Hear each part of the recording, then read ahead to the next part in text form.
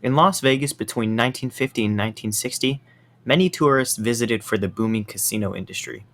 Other tourists visited for a different kind of boom.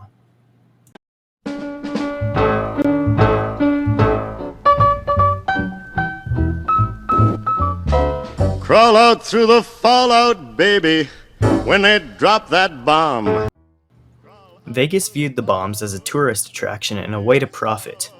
Mushroom clouds would be represented on billboards, there were bars dedicated to the atomic theme, and the city profited off of viewing parties for the detonation. One bar is still around in Vegas, it's called Atomic Liquors. There was even a pageant show. Las Vegas would name the official Miss Atomic Bomb. The bombs were huge in the growth of the city. In the decade alone, the population increased by 160%. It is easy to say that the city and tourists alike enjoyed the atomic testing. Outside of the tourists, what did the government and workers think of the bombs? Well, the government thought of the bombs as a necessary measure to maintain peace. They perceived the bombs as the best interest for the world. The workers really didn't know much about the bombs and were just happy to have a job. Many even thought the bombs were cool, but aside from that, really didn't think much of it. Las Vegas's atomic tourism was inevitably coming to an end, though. This was due to the witnesses and locals.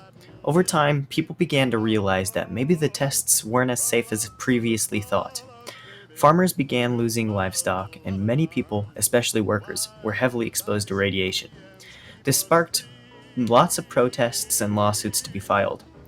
There was the Los Alamos Conference on Livestock Losses that made many change their minds about the testing of these bombs above ground. In 1990, the Radiation Exposure Compensation Act was passed as well. This shows us that originally the tests were perceived as fine until the harmful long-term effects came about disrupting the testing. Needless to say, this was a very interesting time in our history. These bombs were very new to our world, and we really didn't know much about them and what we were doing. Looking back at it, we can obviously see why the bombs weren't the most healthy thing to view, but you gotta learn from somewhere. And at the end of the day, we can all agree that the bombs look epic.